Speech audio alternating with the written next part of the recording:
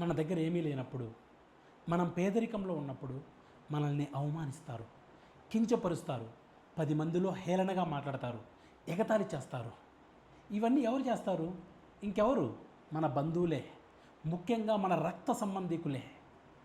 అయినా సరే గుర్తుంచుకో, రియాక్ట్ అవ్వద్దు, కోపం వద్దు, ఆవేశం అసలే వద్దు. Just you have to smile అంతే. చిరునవ్వే నీ సమాధానం కావాలి. ఇవన్నీ ఎందుకు చెప్తున్నానంటే, నేను డిగ్రీ చదువుతున్నప్పుడు మదనపల్లి బీటీ కాలేజీలో ఒకరోజు మా బంధువుల ఇంటికి వెళ్ళాను. వాళ్ళు కూడా మదనపల్లిలోనే ఉంటారు.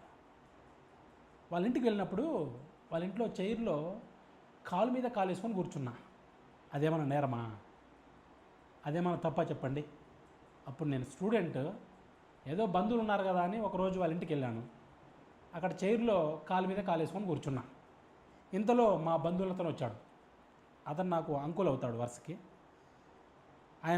నేను అలా కూర్చోండి చూసి, బా ఇంట్లో తిండి లేదు కానీ ఏం దర్బార్ వచ్చిందిరా వీనికి, బా ఏం స్టార్ వచ్చిందబ్బా, కాలు మీద కాలు వేసుకొని దర్జా కూర్చున్నాడు చూడు అని చాలా చాలా ఇన్సల్టింగ్గా మాట్లాడాడు. డైరెక్ట్గానే నా ముందరే నన్ను పాయింట్ చేస్తూ. చాలా బాధ వేసింది నిజంగా.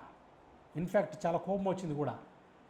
మీకు స్టార్టింగ్లో చెప్పాను కదా, ఆ టైంలో కోప్పడకూడదు, ఆవేశపడకూడదు, జస్ట్ చిరునవ్వు ఉండాలంతే. నేను జస్ట్ ఒక చిన్న నవ్వు నవ్వి, సరే నాకు చిన్న పని ఉందని చెప్పి వచ్చేసాను అంతే. నేను ఇంకా నో కన్వర్జేషన్ అట్ట, ఇంకేం మాట్లాడలేదు. నేను ఆలోచించుకుంటూ వచ్చేసాను. నేను ఒకటే అనుకున్నాను ఆ రోజు, మాటలతో సమాధానం చెప్పకూడదు, తిరిగి ఒక్క మాట కూడా అనకూడదు. అవమానించింది, ఇట్స్ ఓకే. మనం పేదరికంలో ఉన్నాం, మన టైం బాగాలేదు, నిరూపించుకోవాలి, కసి పెరగాలి, పట్టుదల పెరగాలి. అప్పుడు నిజంగానే నాకు కసి పట్టుదల పెరిగినాయి. జీవితంలో ఏదో ఒకటి సాధించాలి, కానీ ఇలా మాత్రం ఉండకూడదు, ఇలా పేదరికంలో చచ్చిపోకూడదు, పేదరికంలో మగ్గిపోకూడదు. ఇలాగే ఉంటే మన కుటుంబం ఇలాగే ఉండిపోతుంది, ఎప్పటికీ ఇలాగే ఉండిపోతుంది అని కాంప్రమైజ్ కాకుండా, ఒక పూట తినకో ఎన్నో రోజులు పస్తులు ఉండి అయినా సరే కసితో చదివి, పట్టుదలతో చదివి ఉద్యోగాన్ని సాధించాను. గవర్నమెంట్ ఉద్యోగం వచ్చింది దేవుడి దయ వల్ల. ఇప్పటికీ కూడా అతను చేసిన ఆ రోజు ఏదైతే ఇన్సల్ట్ ఉందో ఇప్పటికీ నాకు గుర్తుంది. కానీ ఏ రోజు కూడా నేను వాళ్ళని ఎప్పుడు కూడా కించపరిచి మాట్లాడలేదు. నేను ఇప్పుడు కూడా మీతో ఎందుకు పంచుకుంటున్నానంటే, ఇప్పుడు వాళ్ళ పేరు కూడా నేను చెప్పట్లేదు. ఎందుకు పంచుకుంటున్నానంటే, మనం లోలో ఉన్నప్పుడు కానీ, పేదరికంలో ఉన్నప్పుడు కానీ, కష్టకాలంలో ఉన్నప్పుడు కానీ, ఫస్ట్ మనల్ని బాగా అవమానించేది ఎవరంటే, మన పేదరికాన్ని పదే పదే గుర్తు చేస్తూ దెప్పి పొడిచేది ఎవరంటే, మన అనుకున్న వాళ్ళే, మన బంధువులే, మన బ్లడ్ రిలేటివ్సే. వేరే వాళ్ళు ఎవ్వరూ చేయరు. అందుకే ఎంత దూరం ఉంటే అంత మర్యాద, ఎంత తక్కువ మాట్లాడితే అంత మర్యాద ఉంటుంది మనకి. నువ్వు ఎంతైనా సాధించు, కానీ ఆ మాటల్ని మర్చిపోవద్దు. ఆ మాటల్ని నువ్వేం చేయాలి? సోపానాలుగా చేసుకోవాలి. ఆ అవమానాలనే నువ్వు స్టెప్స్గా చేసుకోవాలి. తిరిగి రియాక్ట్ అయితే ఇంకేంటి, అసలు ఏముంది చెప్పండి, వాళ్ళకు నీకేం తేడా ఉంది? అప్పుడు తిరిగి రియాక్ట్ కాకూడదు, ఆవేశపడకూడదు, తిట్టకూడదు, వాళ్ళని అసలు తిట్టకూడదు. అని ఉండొచ్చు ఆ రోజు, ఏమయ్యా నీ ఇంటికే రాకుండా పోనీలే, మాకు ఉంటుంది, ఏం కాలు మీద కాలు వేసుకోకూడదా, అదేమైనా పెద్ద నేరమా, అదేమైనా పెద్ద తప్పా అని ఆ రోజు నేను అడిగి ఉండొచ్చు, గట్టిగా మాట్లాడిండొచ్చు. కానీ నాకు ఒకటే అనిపించింది, మన మాటల కంటే కూడా చేతలు ఎక్కువగా మాట్లాడాలి. యాక్షన్ స్పీక్ లౌడ్ దాన్ వర్డ్స్ అంటారు కదా. మనం మాటలు చెప్పకూడదు, చేతల్లో సాధించి చూపించాలి. సాధించాం, ఇట్స్ ఓకే, కానీ గర్వపడాలా. గర్వం లేదు ఇప్పుడేమి, మనం ఏదో సాధించేసాం, మనకేం గవర్నమెంట్ ఉద్యోగం వచ్చేసింది, ఆ పేదరికంలో నుంచి బయటకు వచ్చేసాం అనే గర్వం లేదు.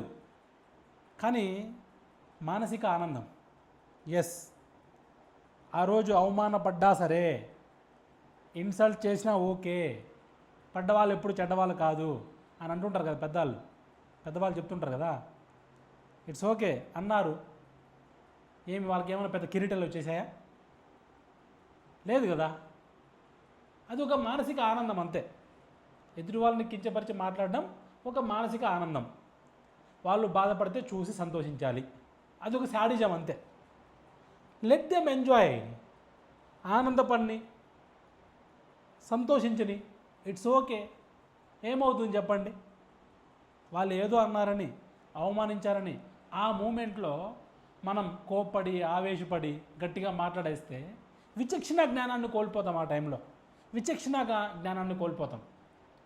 అది కోల్పోకూడదు ఎప్పుడు కూడా. లాజికల్గా ఆలోచించాలి. ఈరోజు ఎందుకు అన్నారు వాళ్ళు? ఎందుకంటే వాళ్ళ దగ్గర ఎంతో కొంత డబ్బులు ఉంది, మన దగ్గర ఏమీ లేదు కదా. సంపాదిద్దాం, మన వల్ల కాదా? టైం పడుతుంది. సక్సెస్ రావాలంటే టైం పడుతుంది. దానికి ఏం కావాలి? సహనం కావాలి, ఓర్పు కావాలి, ఓర్పుతో కూడిన నేర్పు కావాలి, ఒక ప్రణాళిక కావాలి, ఒక గోల్ సెట్ చేసుకోవాలి.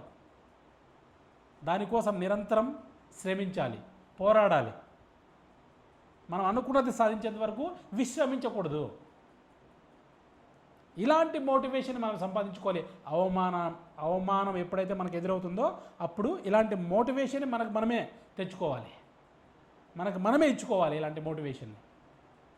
ఎస్, అదే చేయాలి మనం. లగ్జరీస్గా ఉండాలి, నాకు అది కావాలి ఇది కావాలని కోరుకోకూడదు. కొన్ని రోజులు ఓకే, ఉన్నదాంతో సర్దుకుందాం. ఒక పూటకి అన్నం అవుతుందా, దాన్నే 3 పూటలుగా డిస్ట్రిబ్యూట్ చేసుకుందాం. కొంచెం పొద్దున్నే, కొంచెం మధ్యాహ్నం, కొంచెం సాయంత్రం తిందాం. ఏమవుతుంది? నీళ్ళు తాగి పడుకుందాం. ఏమవుతుంది చెప్పండి? దేనికైనా టైం అన్నిటికీ సమాధానం చెప్తుంది. కాలమే అన్నిటికీ సమాధానం అవుతుంది, సమాధానం చెప్తుంది. ఉత్తమ మాటలు ఎప్పుడు కూడా పనిచేయవు, గుర్తుపెట్టుకోండి.